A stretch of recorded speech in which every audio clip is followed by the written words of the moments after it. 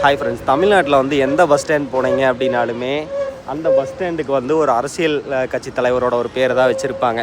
But இதில் பெரிய comedy என்னன்னு பார்த்தீங்கன்னா, நிறையா மக்களுக்கு அந்த பஸ் ஸ்டாண்ட் பேர் வந்து அந்தந்த இப்போ நான் கிளாம்பாக்கம் பஸ் ஸ்டாண்ட் வந்திருக்குங்க. இந்த பஸ் ஸ்டாண்ட் பேர் என்னமோ அவங்க எழுதியிருந்தாங்க, அது எனக்கு கரெக்டாக தெரில. 4-5 பேர்கிட்ட கேட்டு இந்த பஸ் ஸ்டாண்ட் பேர் என்னங்கன்னு கேட்டால் அவங்க கிளாம்பாக்கம் பஸ் ஸ்டாண்ட் தான் சொன்னாங்க. கோயம்பேடு பஸ் ஸ்டாண்ட் வந்து பார்த்திங்கன்னா எம்ஜிஆர் பஸ்ன்னு சொல்லி அதில் எழுதியிருக்காங்க. பட் யாரை கேட்டாலும் கோயம்பேடுன்னு தான் சொல்லுவாங்க. அதனால் தயவுசெய்து தமிழ்நாட்டில் இருக்கிற எல்லா பஸ் ஸ்டாண்டுக்குமே அந்தந்த ஊர் பேரை பஸ் ஸ்டாண்டாக போட்டுருங்க.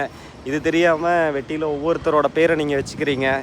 வைக்கிறது தப்புன்னு நான் சொல்ல, பட் ஆனால் ஒரு மன்னர் அந்த ஏரியாவோட மன்னர்களாக இருந்திருக்கலாம். தமிழ் மன்னர்கள், ராஜராஜ சோழன், சேரர்கள், பாண்டியர்கள் எல்லாருமே வாழ்ந்த நாடுங்க இது.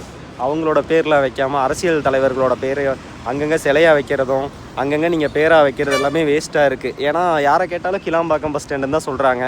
அப்புறம் இருக்கப்போ இந்த பஸ் ஸ்டாண்ட் சிஎம்பிடி பஸ் ஸ்டாண்டுங்கிறாங்க. சிஎம்பிடி என்னென்னா கேட்டால் இந்த பஸ் ஸ்டாண்ட் பேர் சொல்கிறாங்க. அதனால் வேஸ்ட்டாக வந்து அரசியல் கட்சிக்காரங்களோட பேர் வைக்காமல் ஒரு தலைவர்களோட பேர், ஒரு மன்னர்களோட பேரோ இல்லைனா அந்தந்த ஊர் பேரை வைங்க.